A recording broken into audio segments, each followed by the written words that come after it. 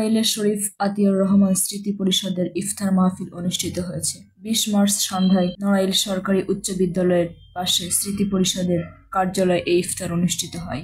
এ সময় উপস্থিত ছিলেন সংগঠনের সভাপতি বীর মুক্তিযোদ্ধা এস.এম. মতিন, উপদেষ্টা কাজী ইসমাইল হোসেন লিটন, ডাক্তার আজিজুর রহমান মানিক, ডাক্তার আশিকুল হক দিব্য, অ্যাডভোকেট সঞ্জীব কুমার, অ্যাডভোকেট রওশনারা কবির লিলি, শামীম আহমেদ শুভ, বাবর মির্জা সহ অনেকে।